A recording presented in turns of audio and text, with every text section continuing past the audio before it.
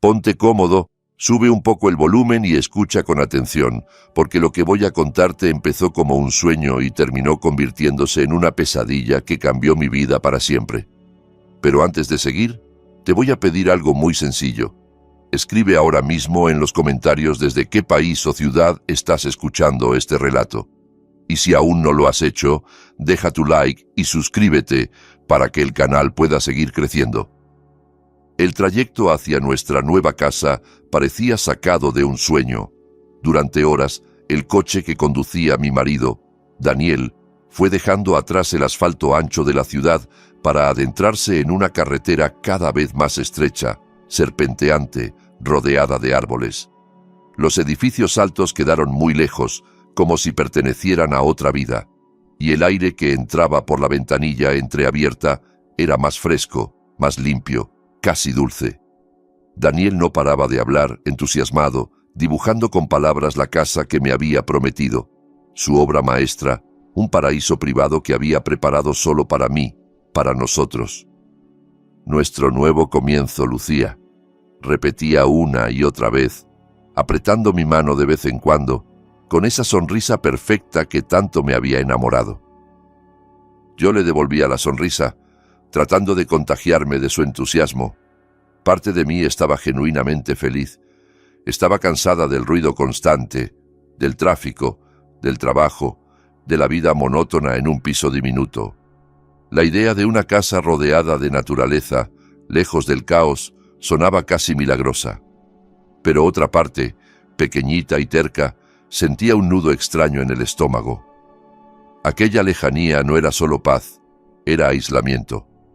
La sensación de que nos estábamos alejando de todo y de todos era tan intensa que por momentos me costaba respirar. Cuando por fin llegamos, me quedé sin palabras. La casa se alzaba en medio de un claro amplio, rodeada por un bosque de pinos altos que parecían tocar el cielo. La arquitectura era ultramoderna, con grandes paredes de vidrio y líneas rectas en tonos oscuros. Había algo hipnótico en ella, como si estuviera perfectamente integrada en el paisaje y al mismo tiempo lo desafiara con arrogancia. Era preciosa y de algún modo intimidante. ¿Qué te parece, amor? ¿Te gusta?, preguntó Daniel con los ojos brillantes de orgullo. Solo pude asentir, todavía demasiado sobrecogida para articular una respuesta coherente. Él me abrió la puerta del coche con exagerada galantería y me tomó de la mano para llevarme al interior. Dentro, la casa era aún más impresionante. El salón era un espacio enorme y abierto, con muebles minimalistas, elegantes, perfectamente colocados como si formaran parte de una exposición. Una pared completa de cristal ofrecía una vista panorámica del bosque de pinos, tan cercana que parecía que los árboles fueran parte del decorado de la sala. Todo olía a nuevo, a madera recién tratada, a tecnología cara. Daniel me fue enseñando cada rincón, explicando con lujo de detalles el sistema de iluminación inteligente, la climatización, el control por voz, los sensores ocultos. Sabía dónde estaba cada interruptor, cómo funcionaba cada aparato, como si llevara años viviendo allí. Me impresionó su dominio de la casa, pero también me extrañó. Se suponía que la casa era nueva, que la íbamos a estrenar juntos. Aún así, lo dejé pasar. Esa tarde la dedicamos a sacar algunas cosas de las cajas, a llenar un poco con nuestras pertenencias aquel espacio demasiado perfecto. Nuestras risas resonaban en las habitaciones vacías, rebotaban en las paredes como si la casa aún no supiera cómo sonar a hogar. Al anochecer, Daniel preparó una cena romántica. Cocinó mis platos preferidos, descorchó una botella de vino caro y dispuso la mesa junto al ventanal, desde donde se veía el bosque apagándose lentamente en sombras azuladas. «Por nuestro nuevo comienzo», dijo, alzando su copa. Sonreí, chocamos los vasos y bebimos. Aquella noche, Daniel fue el marido ideal, atento, cariñoso, divertido, casi perfecto. Me aseguraba una y otra vez que todo saldría bien, que la soledad del lugar era una bendición, no una condena. «Aquí podremos centrarnos solo en nosotros», me decía. sin vecinos curiosos, sin jefes llamando, sin amigos entrometidos, sin familia opinando de todo, solo tú y yo. Cuando pronunció sin familia, me miró fijamente, como buscando una reacción. Sentí un escalofrío que no supe explicar, pero lo aparté de mi mente. Era mi marido, el hombre que había estado a mi lado años, que había planeado todo aquello para los dos. Tenía que confiar en él.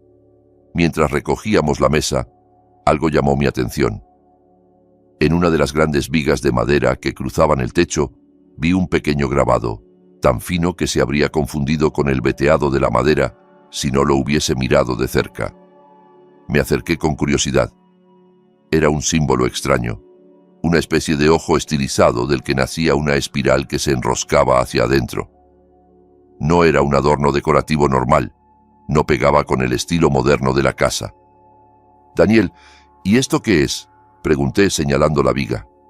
Él levantó la vista, lo vio y soltó una risita breve. «Ah, eso. ¿Quién sabe? A lo mejor algún carpintero aburrido decidió dejar su marca. Ya sabes, las casas viejas siempre tienen rarezas. No le des importancia, amor». Fruncí el ceño.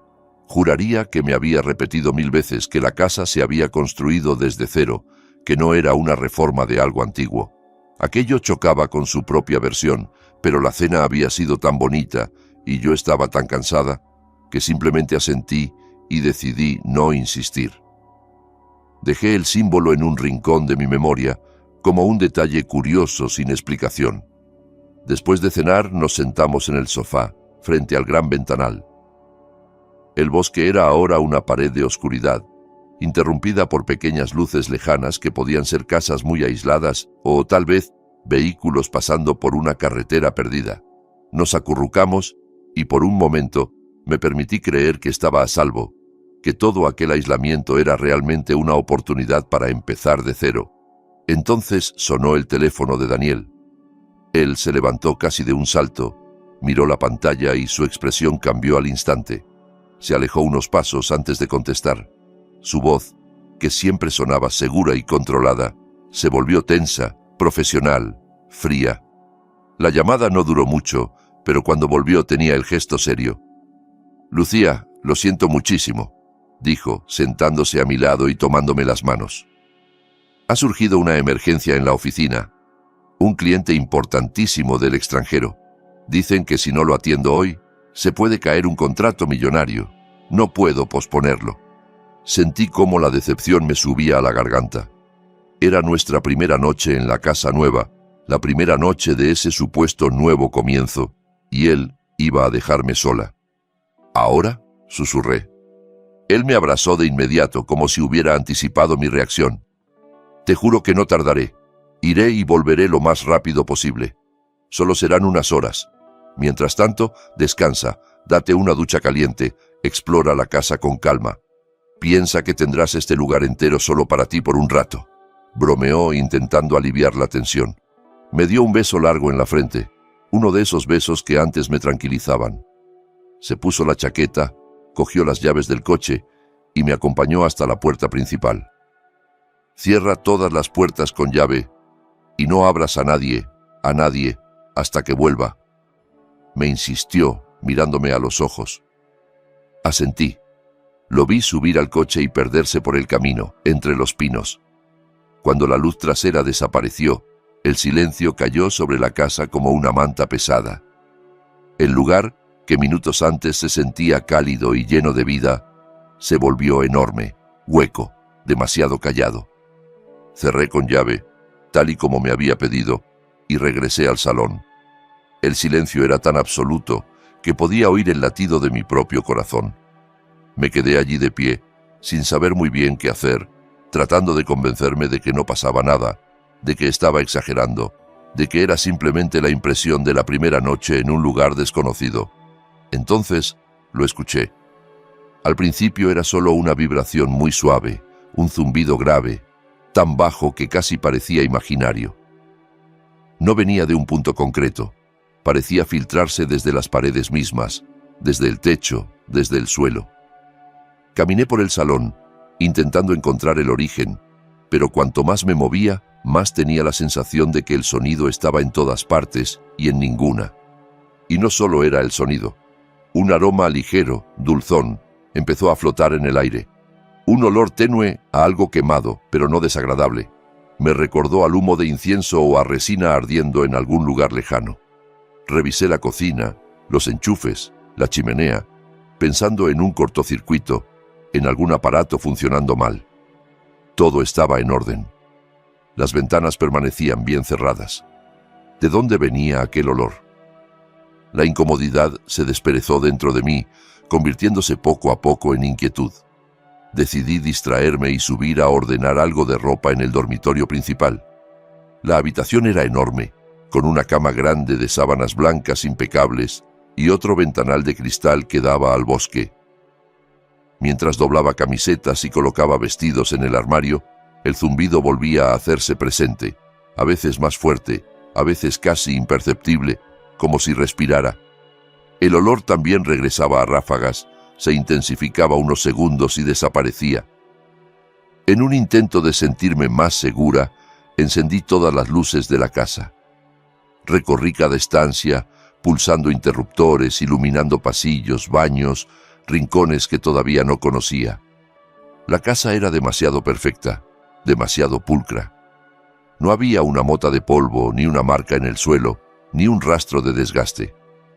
No parecía un lugar en el que alguien hubiera vivido nunca. Parecía un escenario, un decorado cuidadosamente preparado para una obra de teatro que aún no había comenzado. Busqué mi teléfono y comprobé si por fin había algo de señal para escribirle a Daniel. Nada, ni una sola barra, ni siquiera para mandar un simple mensaje de texto. La casa estaba, literalmente, desconectada del mundo. Me dije que era normal, que tal vez más tarde, o en otro punto del terreno, habría cobertura, pero la sensación de estar atrapada en una burbuja hermética se hizo más intensa. Las palabras de Daniel sobre centrarnos solo en nosotros empezaron a sonar diferentes en mi cabeza, como si escondieran algo. Me acerqué al ventanal del comedor y miré hacia el exterior buscando distracción. Entonces lo vi. Entre los pinos, a cierta distancia, se distinguía una lucecita amarilla. Entrecerré los ojos. Había una pequeña construcción, una casita humilde de madera con un porche estrecho. Delante, un carrito metálico con una parrilla. Recordé haberla visto de reojo cuando llegamos por la tarde, pero en ese momento estaba demasiado ocupada con la casa como para prestarle atención. Ahora, en cambio, no podía apartar la vista. Un hombre de mediana edad limpiaba el carrito con movimientos mecánicos. La bombilla desnuda que colgaba sobre él dibujaba sombras profundas en su rostro cansado. Lo observé durante unos instantes. Había algo extraño en su actitud. Se detenía por momentos, dejaba de fregar, erguía la espalda y miraba fijamente hacia nuestra casa con una expresión que no era curiosidad, sino preocupación, casi miedo. Quise ser educada. Abrí un poco la puerta de cristal, levanté la mano y lo saludé. Cuando se dio cuenta de que lo miraba, dio un respingo, como si lo hubieran sorprendido haciendo algo prohibido. Su cara palideció de golpe. No me devolvió el saludo. Al contrario, recogió el carrito con torpeza, lo empujó hacia el interior del pequeño local y cerró la puerta de golpe. Esa reacción exagerada me erizó la piel. ¿Qué había en nuestra casa que provocaba ese temor en él? ¿O qué había en mí? Volví al interior con una molestia incómoda en el pecho. Traté de convencerme de que simplemente era un vecino huraño, alguien poco sociable que no quería líos. Mientras calentaba agua para preparar una infusión, volví a mirar hacia su casita. Esta vez lo vi moviéndose en penumbra, pasando por las esquinas, inclinándose en cada esquina como si estuviera esparciendo algo sobre el suelo. Sus movimientos eran lentos, repetitivos, casi rituales. No tenía sentido, pero me dio la sensación de que estaba dibujando un círculo invisible alrededor de su propio hogar. La noche avanzó y Daniel no regresaba. Yo, por pura necesidad, empecé a mandar mensajes pese a no tener señal, como si el simple hecho de escribir y pulsar enviar calmara mi ansiedad. El silencio de la casa se volvió opresivo. El zumbido en las paredes parecía más fuerte. Cada crujido del bosque me hacía girar la cabeza, imaginando siluetas ocultas entre los árboles. El olor a incienso regresaba en oleadas, a veces tan intenso que sentía que se me metía por la garganta. Me refugié en el sofá, abrazada a un cojín, tratando de no derrumbarme. Justo cuando las lágrimas empezaban a acumularse en mis ojos, sucedió algo que terminó de quebrar mi frágil sensación de control. Un chasquido seco, y de golpe, oscuridad total. Grité sin poder evitarlo. Todas las luces se apagaron al mismo tiempo. El zumbido desapareció de inmediato y fue reemplazado por un silencio aún más denso, casi agresivo. Las sombras se tragaron cada rincón de la casa. Mis manos temblorosas buscaron el teléfono en la mesa de centro. Encendí la linterna y un pequeño círculo de luz blanca apareció en medio de aquella negrura. Era ridículamente débil comparado con el tamaño de la casa, pero era lo único que tenía. Mi corazón latía tan deprisa que me dolía el pecho. Pensé en el cuadro eléctrico, en la posibilidad de bajar al sótano, pero la idea de internarme sola en pasillos y escaleras oscuras me paralizaba. Me debatía entre quedarme allí acurrucada o intentar salir cuando otro sonido irrumpió en el silencio, uno que me heló la sangre. Golpes. Alguien estaba golpeando la puerta principal con una fuerza desesperada. Los golpes eran rápidos, insistentes, casi frenéticos, acompañados del sonido de una respiración agitada. Me quedé inmóvil, incapaz de mover un músculo. Daniel no llamaría así, pensé. Él tenía llave. Ningún vecino normal golpea una puerta de esa manera a esas horas. Reuniendo el poco valor que me quedaba, avancé a tientas por el pasillo hasta la puerta de entrada. Por suerte, la mirilla digital funcionaba con una batería interna, así que la pantalla se encendió en cuanto la activé. Lo que vi en ella hizo que un escalofrío me recorriera la espalda. En el monitor aparecía el rostro sudoroso y desencajado del hombre del puesto de comida. Tenía la piel pálida, la camisa pegada al cuerpo, los ojos muy abiertos por el terror. Miraba hacia todos lados como un animal acorralado. Desbloqueé suavemente la cadena de seguridad, dejando apenas una rendija. «Señor», balbuceé, «¿qué ocurre?». En cuanto notó que la puerta cedía un poco, pegó su cara a la abertura. Su aliento olía a humo y a miedo. «¡Rápido!», susurró, con voz ronca. «¡Rápido, señora! Salga de esta casa antes de que su marido vuelva. No hay tiempo. Venga conmigo. Tengo que enseñarle algo». Las palabras flotaron en el aire frío, imposibles de encajar en ninguna lógica. Todo mi cuerpo gritó que no, que cerrar la puerta y refugiarme era lo más sensato. Daniel siempre me decía que desconfiara de desconocidos, que la gente podía ser peligrosa. Pero la mirada de ese hombre, había en ella un pánico tan auténtico, tan desnudo, que algo dentro de mí lo reconoció como verdadero. Era el mismo pánico que empezaba a crecer en mi pecho. No tuve tiempo para elaborar un plan. El recuerdo del símbolo grabado en la viga, el zumbido en las paredes, el olor a incienso, la lejanía de la ciudad, los ojos asustados de aquel hombre mirándonos desde su puesto, todo se encadenó en mi mente como piezas de un rompecabezas cruel. Sentí que, si me quedaba, algo terrible iba a suceder, algo de lo que no habría retorno. Sin pensarlo demasiado, abrí los cerrojos y salí, apenas con mi pijama fino y unas zapatillas ligeras. El hombre, que más tarde supe que se llamaba Tadeo, me agarró del brazo con firmeza, pero sin brusquedad. «No haga ruido», susurró. «Agáchese. Caminaremos por la hierba, no por el sendero, y pase lo que pase, no mire atrás». Obedecí. La hierba estaba fría y húmeda bajo mis pies. El aire de la noche se me clavaba en la piel como agujas. Caminamos pegados al lateral de la casa, alejándonos del sendero principal para no pisar la grava que podría delatarnos. Los pinos se elevaban a nuestro alrededor como columnas negras. El silencio del bosque ya no era pacífico. Era un silencio que contenía algo, como una respiración contenida. La distancia entre la casa y el pequeño local de Tadeo no debía ser grande, tal vez 50 metros, pero aquella noche se sintió eterna. Cada crujido de ramas bajo nuestras pisadas me hacía contener el aliento. En más de una ocasión estuve a punto de resbalar. Él me sostenía y seguía avanzando con pasos rápidos, casi sin mirar. Yo, en cambio, no podía evitar girar la cabeza. La casa se recortaba a lo lejos como una silueta oscura contra el cielo. Un bloque negro sin luces, sin vida, pero con una presencia abrumadora. Llegamos al pequeño puesto de comida. Tadeo abrió la puerta trasera con una llave vieja que chirrió y un olor denso a carbón, especias y aceite se derramó hacia nosotros. Dentro dejó todo a oscuras. Solo la tenue brasita que quedaba en el fogón iluminaba el interior con un resplandor rojizo. «Arriba», indicó en voz baja. «Rápido». Subimos por una escalera de madera estrecha hasta un pequeño cuarto en el piso de arriba.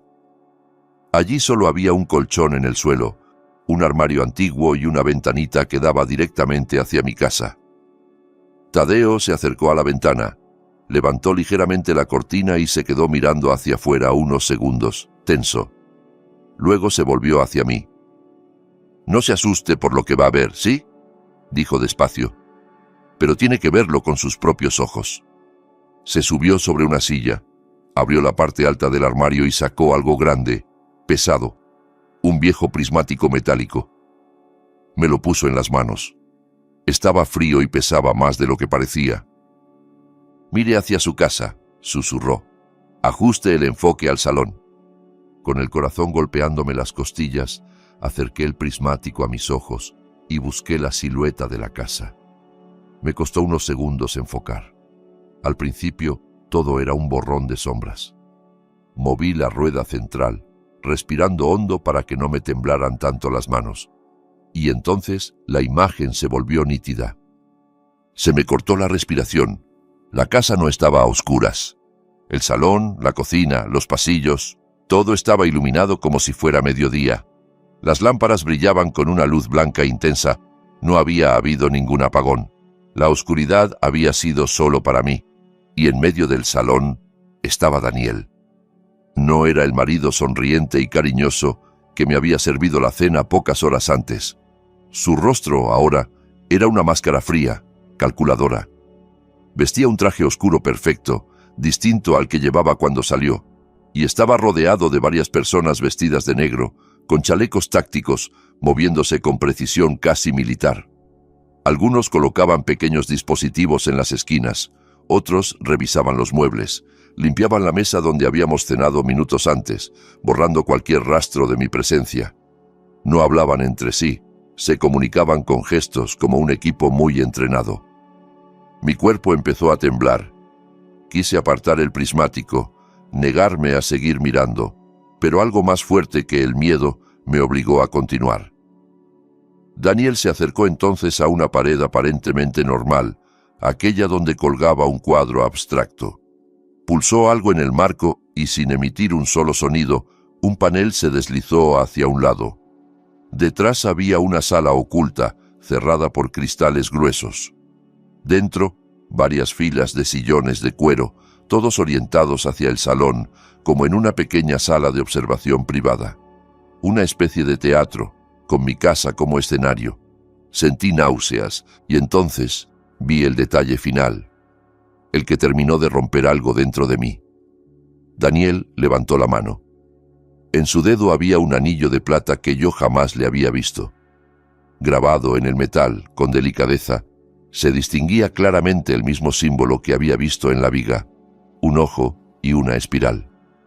Lo observó un segundo, casi con devoción. Luego se giró hacia el ventanal que daba al bosque y levantó la mano a modo de saludo o reverencia, como si brindara ante algo invisible escondido entre los árboles. Un gesto solemne, ritual. El prismático se me resbaló de las manos y cayó al suelo con un golpe sordo. Las piernas no me sostuvieron. Me dejé caer de rodillas apoyando las manos en el suelo de madera. Sentía que el mundo daba vueltas. El hombre con el que me había casado, el que me había prometido un hogar, había construido una trampa. Y yo era el centro de esa trampa. Tadeo se agachó a mi lado y me alargó un vaso de agua. Sus manos estaban llenas de callos, pero eran firmes y sorprendentemente estables. Bebí a pequeños sorbos, con la garganta reseca. ¿Quién es él?, conseguí murmurar al fin, con la voz rota. ¿Quién es en realidad mi marido? Tadeo suspiró. Se sentó frente a mí con las piernas cruzadas, el rostro surcado de arrugas profundas. La luz rojiza que subía desde el piso de abajo le daba un aire casi de figura tallada en madera. No sé su nombre verdadero, respondió. Gente como él usa muchos nombres. Lo que sí sé es que no trabaja para una simple empresa de propiedades de lujo, y que esta casa no es solo una casa. Me contó entonces la historia que su familia llevaba generaciones susurrando. Sus antepasados habían vivido en aquellas tierras mucho antes de que nadie soñara con chalets modernos y desarrollos inmobiliarios. Decían que, siglos atrás, en ese mismo lugar, había funcionado un culto oscuro, una secta que adoraba a algo sin nombre que habitaba simbólicamente en el bosque. No era una deidad buena ni amable, era una presencia hambrienta. Mis abuelos siempre decían lo mismo, recordó Tadeo. Nunca abandones esta tierra, pero tampoco confíes en lo que se levante sobre ella. Tu tarea es vigilar. Con el tiempo, una empresa llamada Terra Serena empezó a comprar toda la zona.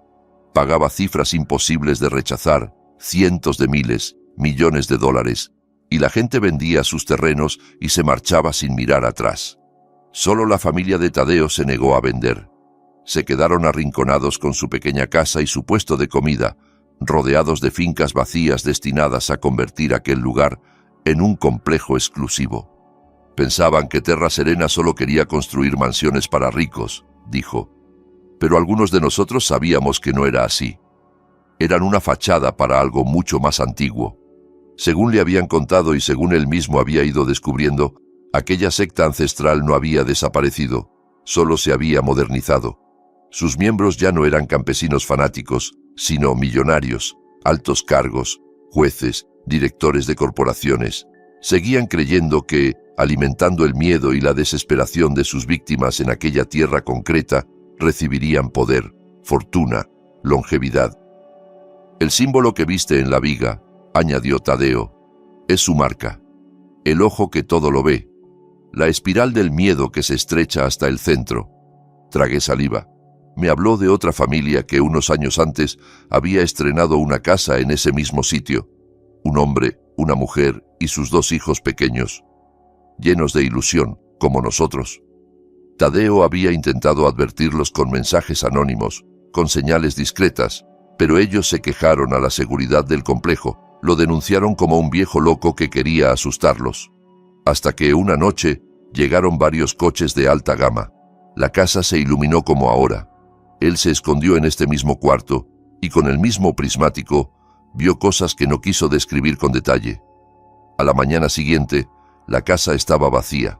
Días después, llegaron las excavadoras, la tiraron abajo y tiempo más tarde levantaron otra, la mía. Los que mandan en todo esto lo llaman la cacería, susurró.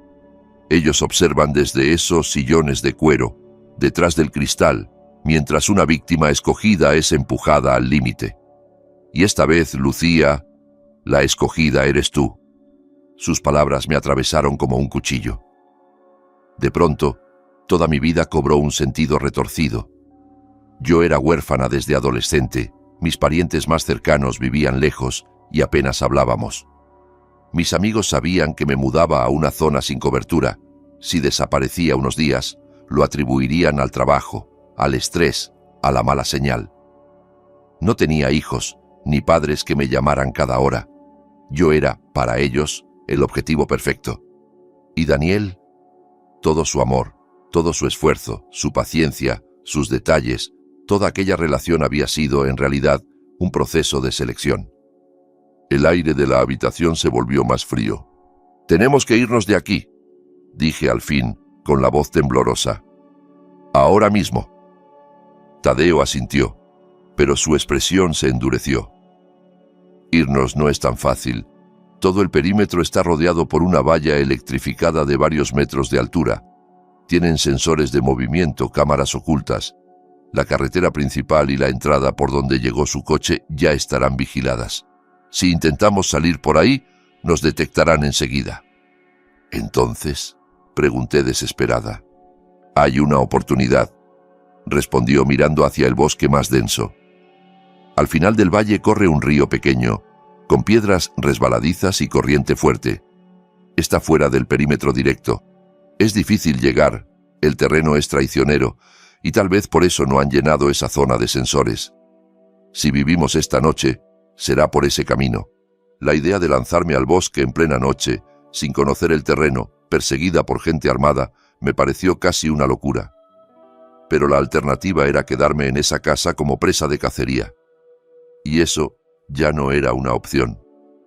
Necesito algo de ropa y calzado, dije, bajando la vista hacia mi pijama fino. Tadeo se levantó de inmediato, abrió el armario y sacó una chaqueta gruesa y unas botas de goma viejas, bastante más grandes que mi número. No es mucho, pero es mejor que nada, dijo. Me las puse como pude.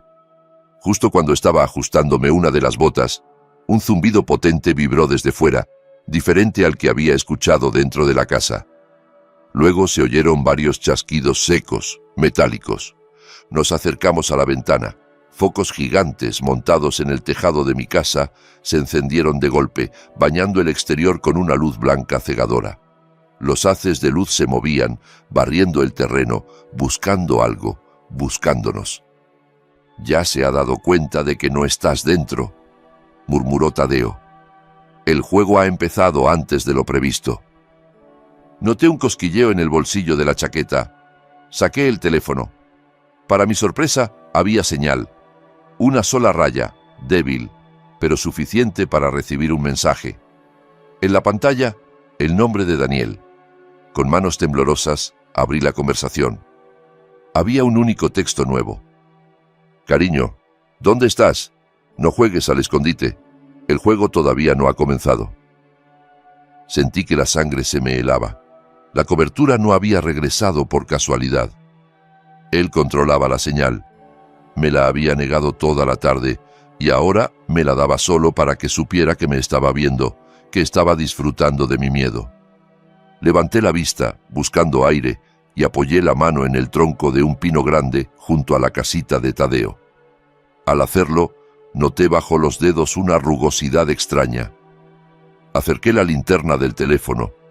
Grabado en la corteza, profundo, inconfundible, estaba el mismo ojo con la espiral.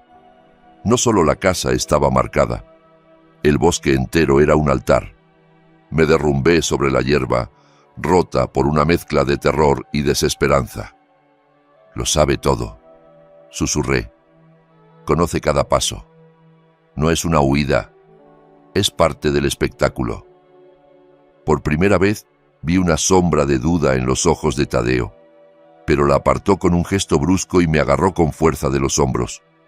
«No le des lo que quiere», dijo, firme. «Tu miedo es su alimento. Si te rindes, ya ha ganado. Vamos a intentarlo, ¿me oyes? Aunque sea una locura». Sus palabras desesperadas pero valientes lograron sujetarme a la realidad. Me levanté. No podía cambiar el hecho de que me habían elegido como presa, pero tal vez aún podía elegir cómo reaccionar.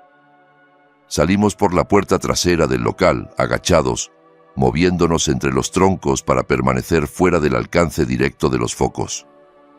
Cada vez que un haz de luz se acercaba, nos tirábamos al suelo, pegados a la tierra húmeda, esperando que pasara.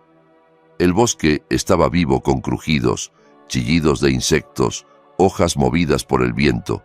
Cualquier sonido podía ser una rama o un paso. Tras varios minutos de avanzar casi a ciegas, jadeando, con las piernas doloridas, Tadeo señaló una estructura oscura entre los árboles. Era un pequeño edificio de ladrillo rojo ennegrecido por el tiempo, casi tragado por la vegetación. Un antiguo cuarto de generadores, abandonado hacía décadas, según me explicó en un susurro. «Si hay un lugar donde sus cámaras no vean tan bien», dijo, «es aquí». La puerta metálica estaba oxidada, pero no cerrada. Tadeo la empujó despacio. El chirrido nos hizo estremecer, pero nadie parecía haberlo oído. Entramos y cerramos detrás de nosotros. Dentro olía a aceite viejo, humedad y polvo. Un generador enorme ocupaba el centro, cubierto de óxido. Los paneles eléctricos, con interruptores antiguos y cables colgando, parecían los restos de un animal prehistórico. Por primera vez en horas sentí un alivio ligero. Las paredes gruesas aislaban los sonidos del bosque y la luz de los focos. Allí dentro, al menos por unos minutos, podíamos respirar. Nos sentamos en el suelo, exhaustos. Mientras intentaba recuperar el aliento, algo llamó mi atención. En una esquina, algunas tablas del suelo parecían más nuevas, como si alguien las hubiera levantado hace poco y luego las hubiera vuelto a colocar sin demasiado cuidado. Me acerqué, impulsada por una curiosidad extraña, y tiré con cuidado de una de ellas. Se levantó con facilidad. Debajo había un pequeño hueco, y en ese hueco una caja metálica hermética, del tamaño de una caja de zapatos. El corazón empezó a latirme con fuerza de nuevo. Aquello no era de Tadeo, alguien lo había escondido allí, quizá muchos años antes. «¿Qué es eso?», preguntó él acercándose. «No lo sé», respondí, «pero creo que vamos a averiguarlo». Abrí la caja. Dentro, cuidadosamente envueltos en una tela azul descolorida, había objetos personales que me hicieron encoger el estómago. Un reloj de hombre, con el cristal roto y las agujas detenidas a las 2:17. Un colgante de plata en forma de corazón, con una foto en miniatura de una pareja joven sonriendo. Un osito de peluche pequeño con un ojo arrancado. Varias carteras con documentos de identidad de personas distintas, de diferentes edades. Era como un cementerio de recuerdos arrancados. Debajo de todo eso, en el fondo, había un cuaderno de tapas de cuero, gastado en los bordes. Lo abrí con manos temblorosas. La letra era ordenada al principio y se volvía cada vez más rápida, desprolija, ansiosa en las últimas páginas. El autor se llamaba Álvaro, un historiador. Reconocí su apellido. Era el padre de la familia de la que Tadeo me había hablado. En las primeras entradas hablaba de la ilusión de mudarse a la casa nueva, del olor de la madera recién cortada, de la felicidad de ver a sus hijos correteando por el salón. Pero, a medida que pasaba las páginas, el tono cambiaba. Empezaba a mencionar ruidos que no podían explicarse, sombras en el bosque, la sensación constante de ser observado. Encontraba el símbolo del ojo con la espiral en distintos rincones, en vigas, en troncos, en piedras. Como historiador, había investigado. Buscó el símbolo en archivos, en leyendas locales, en documentos antiguos. Lo que descubrió lo llenó de horror. Hablaba de un culto muy viejo que creía que el miedo humano, cuando se concentraba en un lugar específico, actuaba como una ofrenda para algo que no comprendían. Cuanto más intenso y prolongado el terror, más bendiciones creían recibir sus seguidores. Pasé las páginas hasta el final. La última entrada estaba casi ilegible, escrita con trazos irregulares, como si la mano que sostenía el bolígrafo hubiera estado temblando. Leí en voz baja. No solo matan, creen que están cosechando miedo. Hay algo más antiguo en esta tierra, algo que se alimenta de esa cosecha. Esta casa no es un hogar, es un embudo, un instrumento para concentrar el terror. Dios mío, vienen a por mis hijos. Después de esa frase, solo había rayones sin sentido, como si alguien hubiera sido interrumpido en mitad de un pensamiento. Cerré el cuaderno con violencia, como si al hacerlo pudiera acallar las voces de los muertos. Allí, en aquel cuarto asfixiante, entendí finalmente la magnitud de lo que enfrentábamos. No era solo un grupo de asesinos ricos buscando diversión. Era gente convencida de estar alimentando algo más, amparada en un sistema sofisticado de poder y silencio. Y esa noche, el plato principal de su banquete tenía mi nombre. Pero junto al miedo empezó a nacer algo más dentro de mí. Una rabia fría, pura, casi luminosa. Una parte de mí se negó a seguir siendo víctima, a ser solo otra entrada truncada en un diario escondido bajo el suelo. «Si lo que quieren es miedo», murmuré, «no se lo vamos a dar». Tadeo me miró sorprendido. «¿Qué dices?» «Digo que no quiero pasar el resto de la noche corriendo como un animal hasta morir agotada en el bosque», respondí sintiendo cómo se endurecía mi voz. «Si logramos escapar, encontrarán otra mujer, otra familia. Esto no se acaba. La única forma de parar esto es quemarlo de raíz». Volví a mirar dentro de la caja. En un lateral, parcialmente oculta por la tela, había una funda de nylon negra. La saqué. En su interior, un portátil viejo, robusto, de aspecto casi militar, y varios cables y dispositivos extraños que reconocí de inmediato. Había trabajado en el mundo de la informática años atrás, antes de conocer a Daniel. Ese maletín era el de alguien que sabía muy bien lo que hacía. De un especialista en seguridad, un hacker, tal vez alguien que había sido obligado a diseñar la red de la casa. «Este portátil no es de un huésped cualquiera», dije. «Es de alguien que entendía de redes, de cifrados, de vulnerabilidades. Y si lo escondió aquí, es porque planeaba hacer algo. Algo que quizá no llegó a terminar». Lo abrí. El sistema pedía una contraseña. Un trozo de cinta adhesiva amarilla estaba pegado en la parte inferior. Encima, escrito a mano, había un enigma. Nombre de mi primera reina en mi juego favorito, al revés. Probar contraseñas bajo presión es una de las peores sensaciones que existen. Mi mente se llenó de posibilidades, nombres de personajes de videojuegos, de novelas de fantasía, de series. Fui combinando letras, escribiendo y borrando, acumulando errores. Cada intento fallido hacía que el sudor frío me corriera por la espalda. Respiré hondo, obligándome a pensar como quien había escrito esa nota.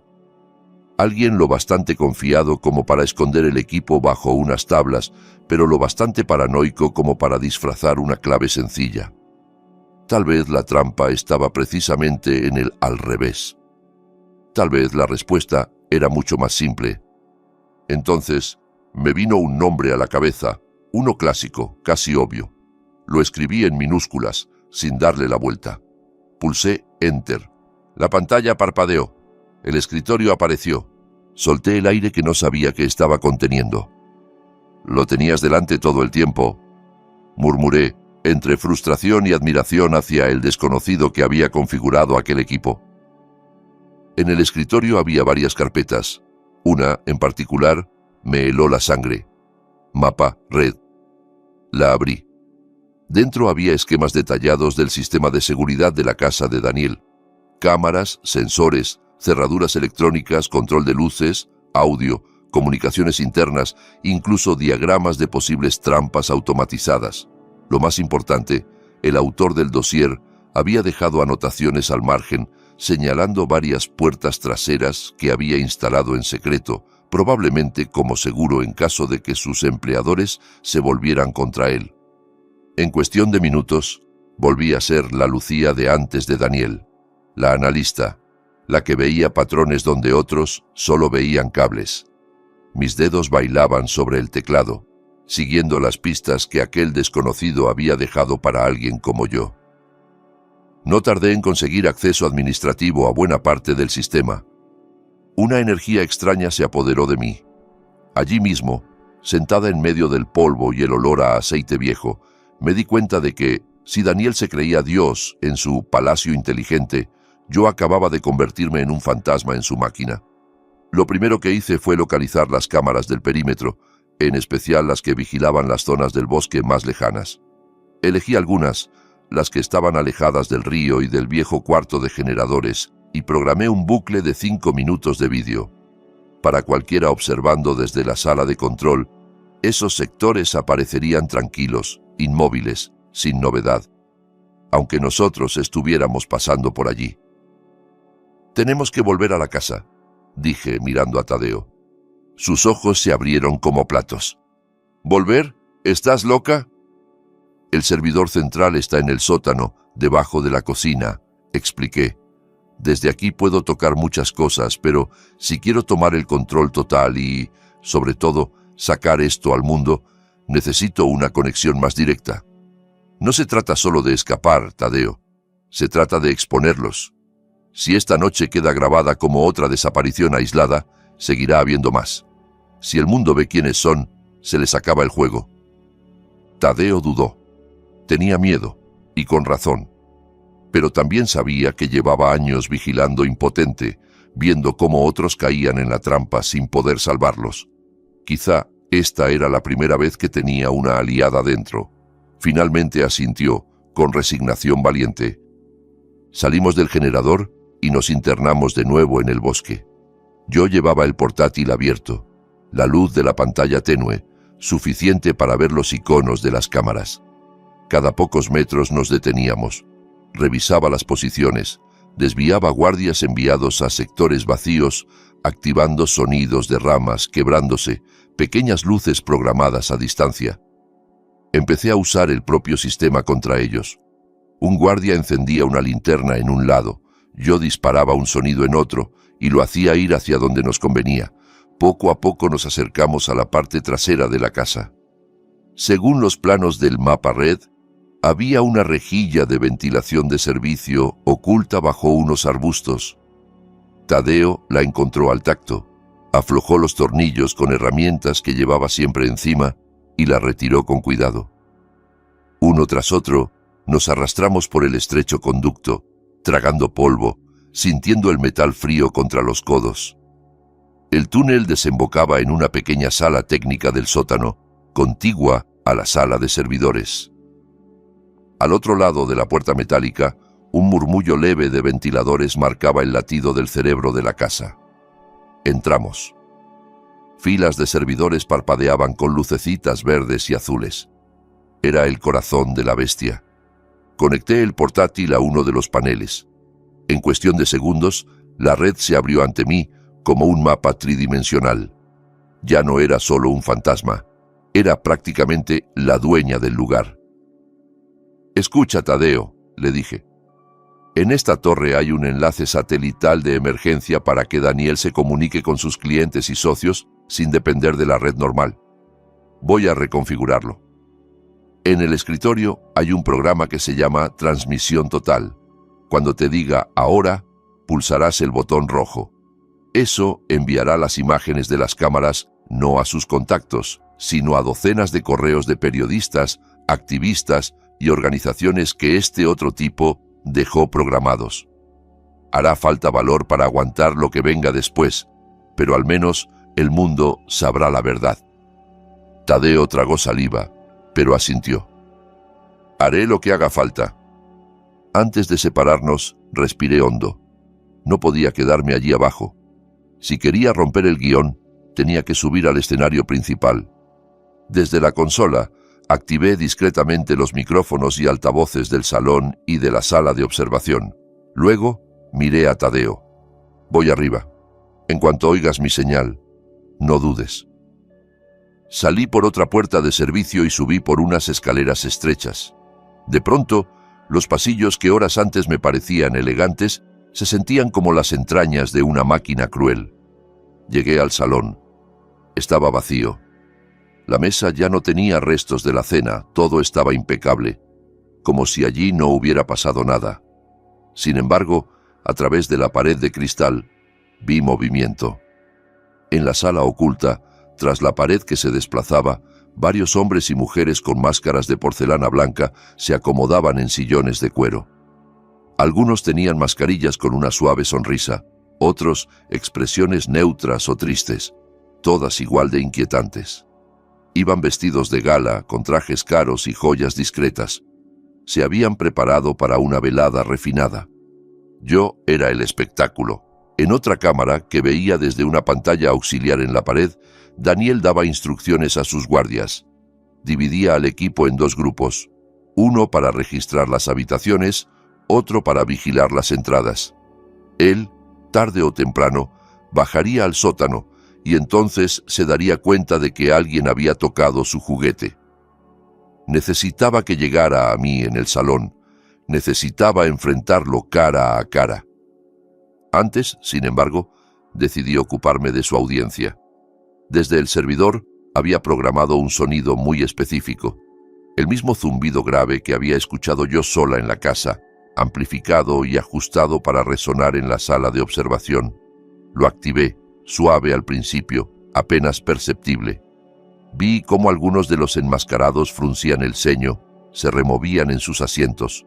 Subí un poco más la intensidad, luego añadí otra capa. Usando la grabadora del portátil, había registrado la frase más terrible del diario de Álvaro. Tomé esa grabación, la distorsioné hasta volverla una voz casi irreconocible, sin género, susurrante, y la fragmenté en pequeñas partes. Desde los altavoces ocultos en la sala, empecé a proyectar esos fragmentos al azar, a distintas alturas y direcciones. Cosechando miedo, embudo de terror. ¡Vienen a por mis hijos! Las palabras se deslizaban entre ellos como serpientes, apareciendo detrás de sus nucas, al oído, en el techo. Los vi inquietarse. Algunos se levantaron, miraron a su alrededor, se tocaron las orejas. Otros miraron hacia el cristal, esperando que Daniel hiciera algo. Desde el salón, él no podía oír aquellos susurros, solo veía a sus invitados perder la compostura. Tocó su auricular, habló con voz brusca hacia el equipo técnico. Yo, con una sonrisa amarga, escuché su queja a través del sistema de comunicaciones que ahora también controlaba. «¿Qué demonios pasa en la sala de observación?», gruñó. «Quitad ese ruido ahora mismo». Los técnicos, encerrados en una sala del piso superior, revisaban sus paneles sin encontrar nada, porque yo no estaba tocando sus controles. Estaba interviniendo directamente en el canal de audio que nadie más sabía que existía. Ese fue el momento perfecto. Aislé la línea de comunicación de Daniel, dejé todos los demás canales intactos y, en su auricular, proyecté una única frase, susurrada con una voz helada que yo no reconocí como propia.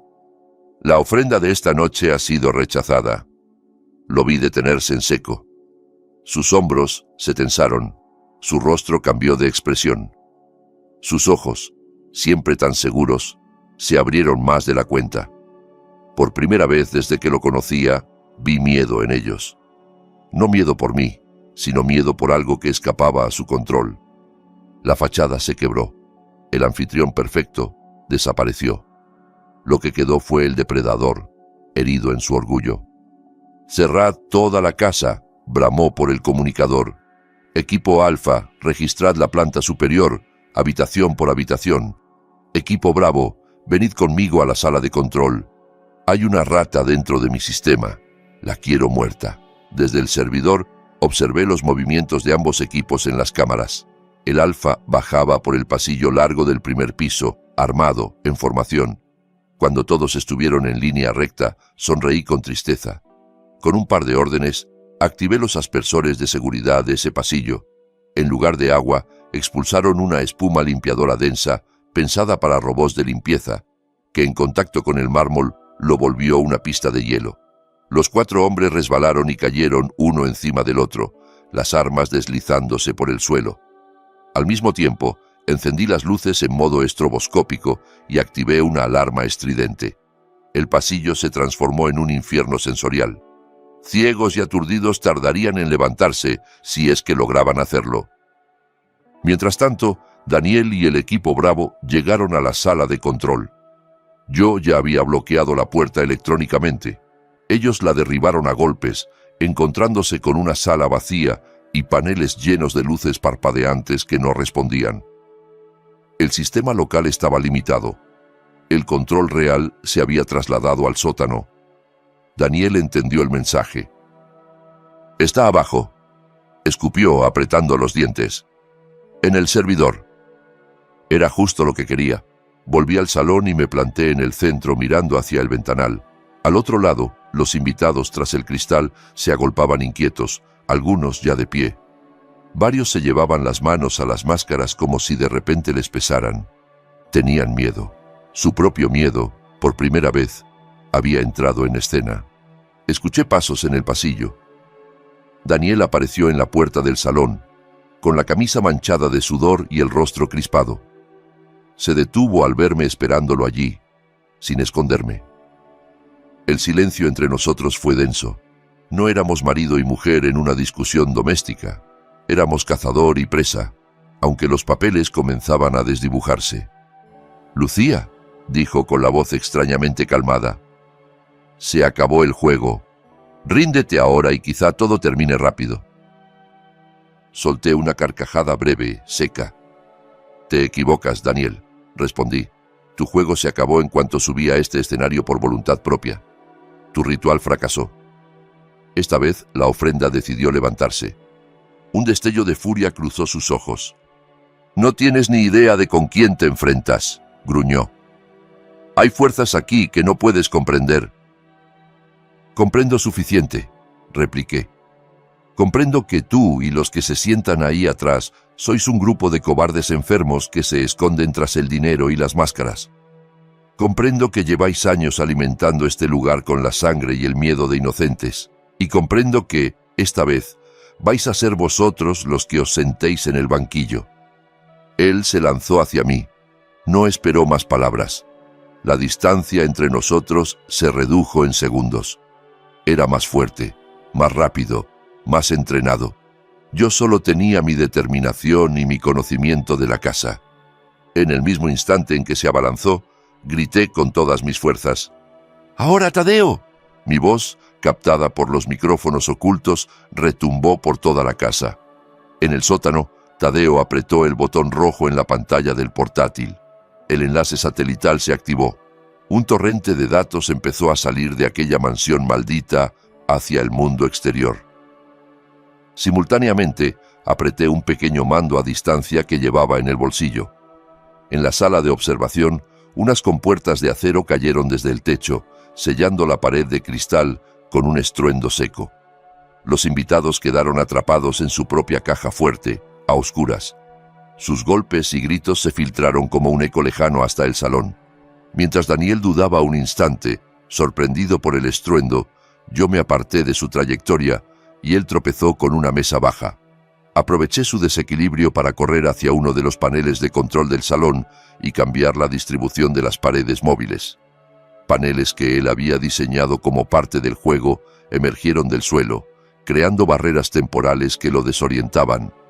En las cámaras, ahora reconectadas hacia el exterior, todo quedaba registrado. El caos en los pasillos, los guardaespaldas resbalando, los invitados golpeando las paredes, Daniel persiguiéndome por su propia casa convertida en laberinto.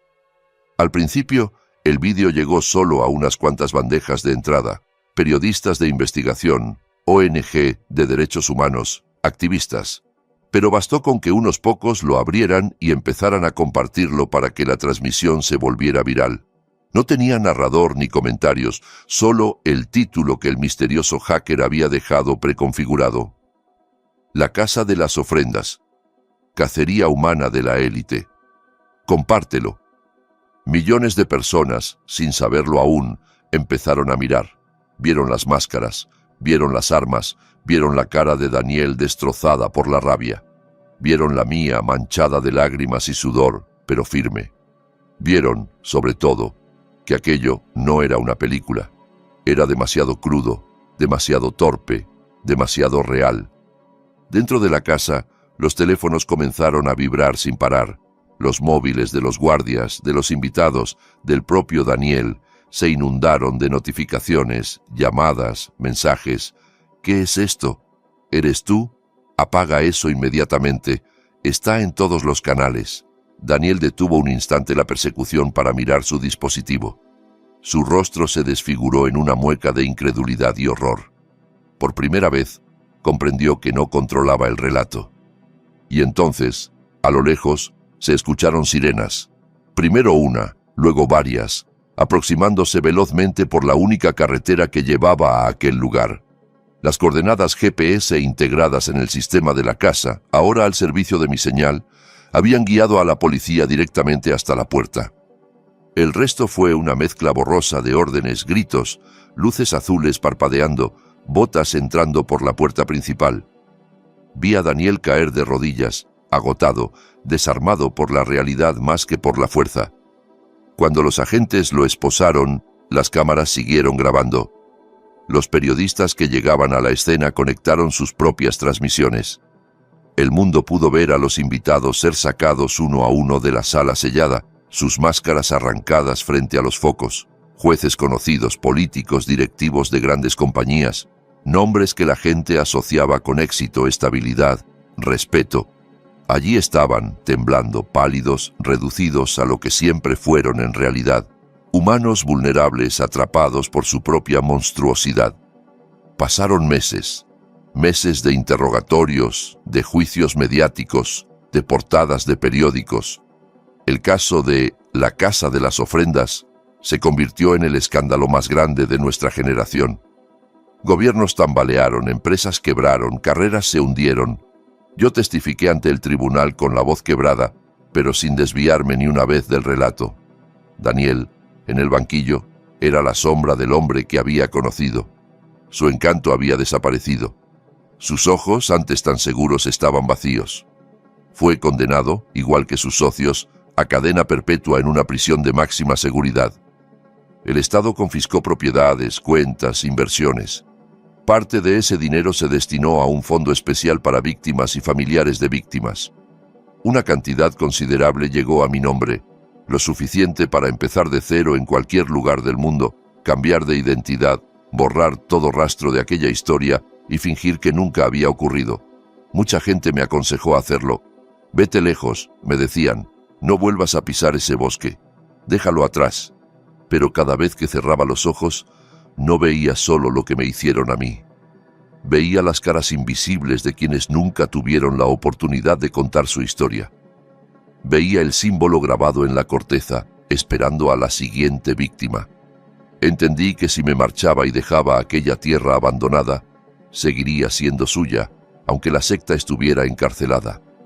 El lugar seguiría cargado de miedo, de silencio, de memoria rota. Así que tomé una decisión que muchos llamaron locura. Usé la mayor parte del dinero para comprar la finca entera, incluida la casa. Tadeo fue el único que no se sorprendió. Cuando se lo conté, simplemente asintió, como si hubiera sabido siempre que acabaría así. «Es lo que tus pasos han estado diciendo desde aquella noche», murmuró. «Lo que va mal aquí no es solo la gente, es lo que se ha hecho con la tierra». Lo primero que hice fue contratar a un equipo de demolición. No quise que hicieran una reforma ni que limpiaran la casa.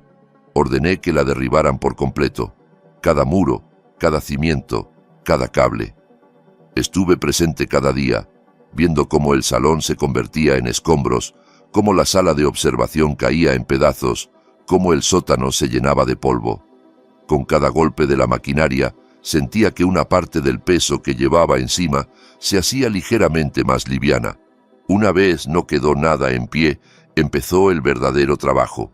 Junto con Tadeo, vecinos de pueblos cercanos, voluntarios, asociaciones ambientales y familiares de víctimas que habían logrado ser identificadas, comenzamos a plantar arbustos, flores, pinos jóvenes, robles, frutales, árbol tras árbol, día tras día.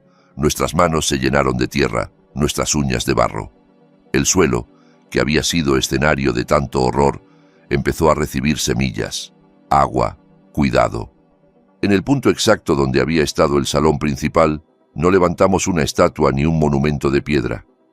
Plantamos un solo árbol, un gran ficus, robusto, de raíces fuertes y copa amplia.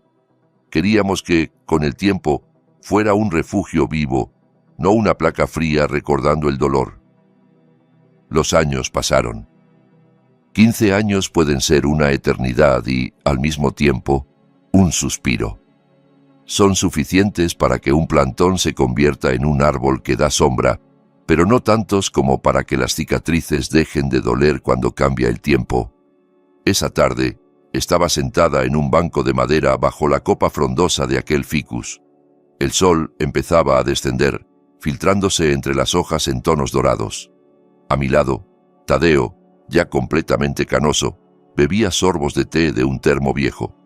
Frente a nosotros se extendía el parque que habíamos creado, el bosque de la esperanza. Niños corrían entre los árboles, familias caminaban por senderos, parejas se hacían fotos junto a los miradores. Los gritos que se escuchaban eran de alegría, no de terror. «Esa chica no deja de mirarte», murmuró Tadeo, esbozando una media sonrisa. Seguí la dirección de su mirada. Una joven, con mochila y cuaderno en mano, nos observaba desde un banco cercano. Su expresión mezclaba respeto, curiosidad y un cierto pudor.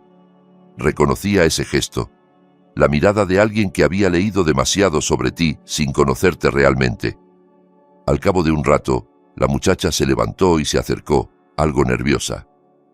«Disculpe, ¿usted es Lucía?», preguntó con voz tímida. «Soy estudiante de periodismo. Estoy haciendo mi trabajo final sobre cómo los medios pueden destapar redes de poder ocultas. Su caso es uno de los principales que estudio. ¿Podría hacerle unas preguntas?». La vida me había enseñado a desconfiar de las cámaras, pero también a entender el valor de ciertos relatos. Sonreí levemente. 15 minutos, respondí. Y sin grabar mi voz, solo tomar notas.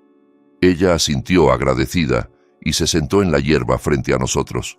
Sus preguntas fueron, al principio, las de siempre. ¿Cómo había logrado sobrevivir? ¿Cómo había sido declarar en el juicio si aún tenía pesadillas? Contesté con honestidad, sin recrearme. Le hablé de la terapia, de las noches en vela, de los días en los que el sonido de una puerta cerrándose me devolvía, por un segundo, al salón de aquella casa. Le conté que la sanación no era una línea recta hacia arriba, sino un camino lleno de subidas y bajadas, de pasos hacia adelante y otros hacia atrás. Mucha gente, en su lugar, se habría ido lejos, dijo ella en un momento. Usted, en cambio, se quedó, compró la tierra y construyó un parque. ¿Por qué? Miré el árbol bajo el que estábamos sentados. Sus raíces se extendían bajo nuestros pies, invisibles pero presentes. Porque huir habría sido dejar que el lugar siguiera perteneciendo a ellos, respondí. El trauma es como una raíz envenenada. Puedes cortar las ramas, pero si dejas la raíz enterrada, tarde o temprano volverá a brotar. Yo necesitaba hacer lo contrario, arrancar esa raíz y plantar algo nuevo encima.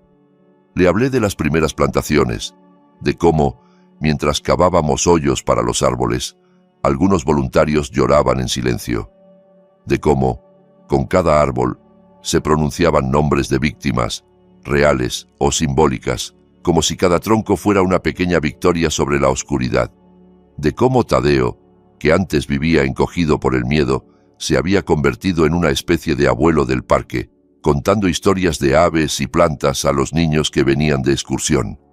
La estudiante pasó unas páginas, respiró hondo y con cuidado lanzó la pregunta que muchas personas antes que ella habían hecho. ¿Ha podido perdonar a Daniel? Me quedé callada. El viento soplaba suave, moviendo las hojas del ficus. A lo lejos se oía el murmullo de una fuente.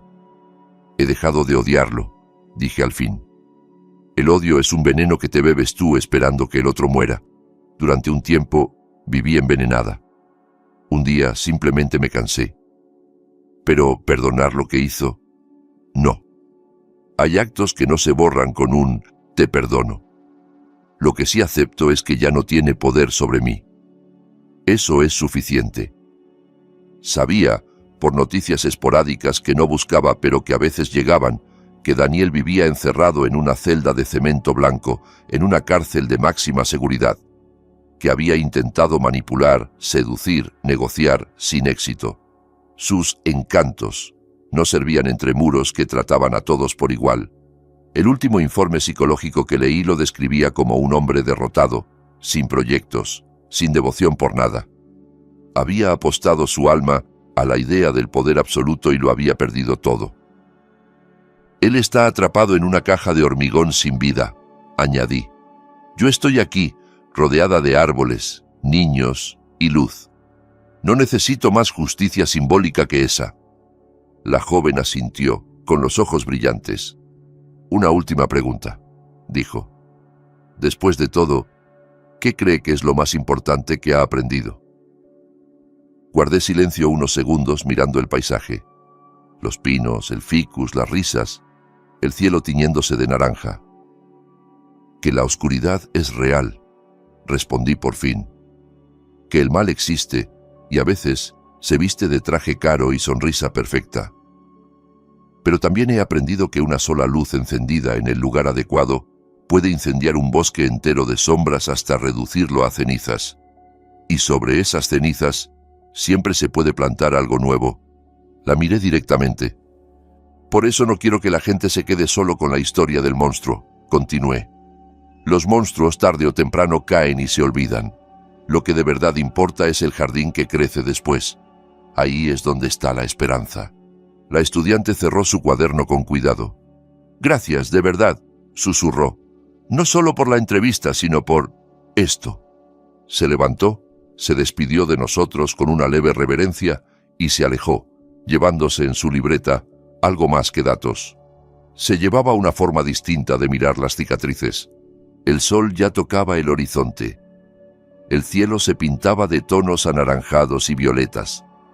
Desde el pueblo cercano empezó a escucharse el llamado a la oración de la tarde, una melodía que invitaba al recogimiento. Tadeo y yo nos quedamos en silencio, compartiendo aquella calma sin necesidad de decir nada. 15 años atrás, ese mismo pedazo de tierra había sido un escenario de horror. Esa noche pensé que ahí acabaría mi vida, pero no fue así. Seguí respirando, seguí caminando, seguí plantando, y a fuerza de raíces nuevas, convertí mi propio infierno en un lugar donde otros pudieran encontrar paz. Daniel me había prometido, con su sonrisa perfecta, un nuevo comienzo en aquella casa. Tardé mucho en entenderlo, pero al final conseguí eso mismo, a mi manera. No en una mansión de cristal, sino en un bosque lleno de vida. No como una presa en un juego ajeno, sino como la mujer que decidió sembrar un jardín sobre la tumba de sus miedos. Si has llegado hasta aquí, quiero que me dejes la palabra esperanza en los comentarios. Así sabré que escuchaste esta historia hasta el final. No olvides dejar tu like, suscribirte y compartir este relato con alguien que necesite recordar que, incluso después del miedo, siempre se puede empezar de nuevo.